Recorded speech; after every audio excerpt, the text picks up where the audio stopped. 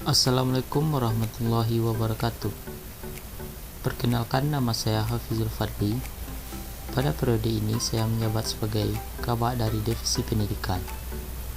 Baik, pada HMJSI Edukasi kali ini kita akan membahas tentang jurusan Sistem Informasi, di mana akan mencakup deskripsi jurusan. Yang kedua ada tujuan sistem informasi. Yang ketiga ada komponen sistem informasi. Yang ketiga ada contoh penerapan sistem informasi, dan yang kelima ada prospek kerja dari jurusan sistem informasi. Yang pertama, deskripsi jurusan. Sistem informasi adalah bidang yang menggabungkan ilmu komputer dengan bisnis dan manajemen. Di jurusan ini kita akan belajar bagaimana mengidentifikasi kebutuhan dan proses bisnis perusahaan berdasarkan data-data yang dimilikinya. Kemudian kita akan merancang sebuah sistem sesuai dengan kebutuhan pada perusahaan tersebut. Oleh karena itu, mahasiswa pada jurusan sistem informasi ini tidak hanya berkutat pada ilmu komputer, baik itu hardware maupun software. Namun, mahasiswa juga dituntut untuk mampu mempelajari sebuah proses bisnis di dalam sebuah perusahaan.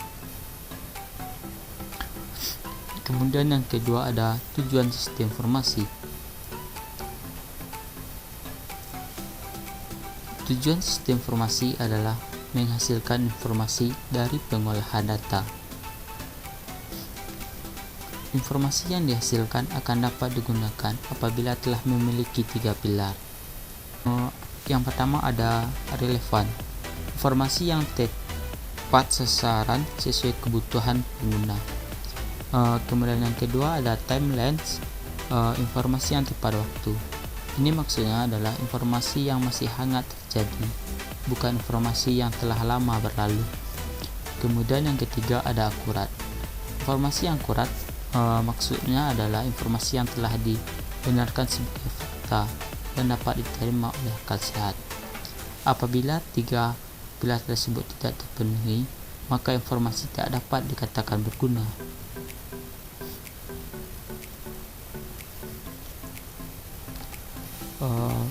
Kemudian yang ketiga ada komponen sistem informasi.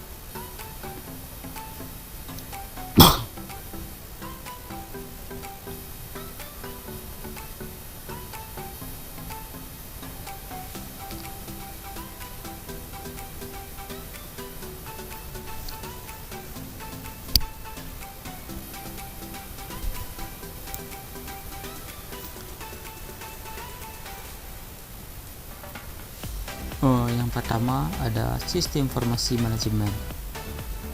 Adalah sebuah sistem perencanaan yang melibatkan bagian internal perusahaan, yang meliputi pemanfaatan teknologi, prosedur, dan interaksi manusia untuk memecahkan permasalahan bisnis seperti layanan, biaya produksi, atau penentuan strategi bisnis yang tepat. Kedua, ada sistem pendukung keputusan. Adalah salah satu bagian dalam sistem informasi berbasis komputer yang berfungsi untuk mengambil sebuah keputusan yang tepat bagi perusahaan, organisasi, atau instansi terkait. Kemudian yang ketiga ada sistem informasi eksekutif. Merupakan salah satu jenis dari sistem informasi manajemen untuk memudahkan dalam mengambil kebijakan yang dibutuhkan oleh eksekutif senior dengan menampilkan akses informasi yang tepat dan relevan. AIS sendiri menekankan pada tampilan antarmuka atau interface yang mudah untuk digunakan oleh user. Selain itu, hasil laporan yang disajikan juga mempunyai informasi yang menarik dan teruji. Yang keempat ada sistem pemrosesan transaksi. Adalah bagian dari sistem informasi yang memiliki tugas untuk menjalankan dan mencatat setiap kebutuhan transaksi secara berkelanjutan yang diperlukan dalam bisnis.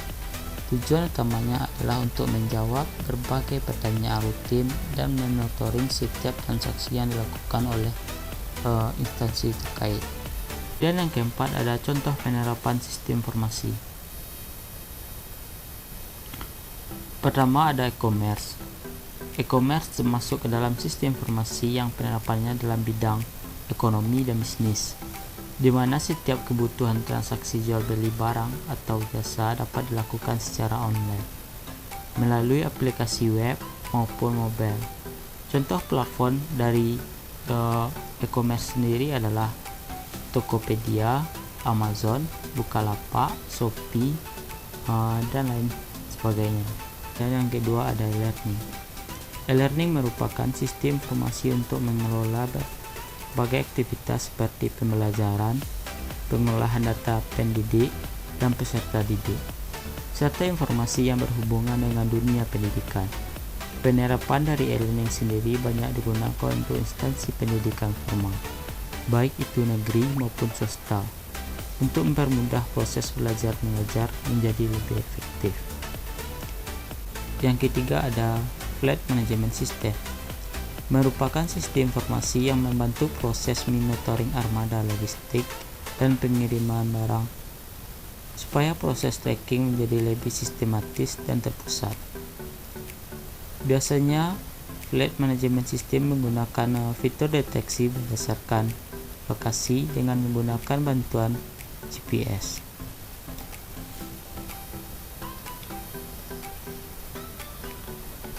Yang keempat ada Knowledge Work System, adalah sistem informasi yang memuat berbagai data terkait ilmu pengetahuan. Kemudian informasi tersebut diolah sedemikian rupa sehingga dapat diakses oleh pengguna untuk memecahkan sebuah masalah dengan cepat. Yang kelima ada Office Automation System, merupakan sekumpulan sistem yang menggabungkan beberapa peralatan IT pada perangkat server untuk kebutuhan jaringan komputer. Tujuan utama pada penggunaan OS sendiri adalah untuk memudahkan proses komunikasi agar berjalan lebih efektif dan efisien. Dan yang keenam ada Transaction Purchasing System, adalah sistem informasi yang digunakan oleh organisasi maupun perusahaan untuk kegiatan operasional bisnis tertentu secara rutin. Proses implementasi dari TPS adalah kegiatan transaksi keuangan, registrasi ulang, dan aktivitas administrasi yang lainnya. Yang kelima, prospek kerja. Pertama ada Business Analyst. Seiring dengan meningkatnya aplikasi IT dalam bisnis, maka Business Analyst juga semakin dibutuhkan. Keberadaan seorang business analyst sangat penting. Salah satunya menjadi penghubung antara manajemen dengan pemegang saham, serta antara tim IT dengan user. Kemudian yang kedua ada web developer. Seorang web developer membuat program aplikasi untuk suatu website. Web developer lah yang membuat website dari nol hingga tampilannya menarik dan setiap fungsinya dapat digunakan. Profesi ini memang lebih dekat dengan sisi IT dan sistem informasi.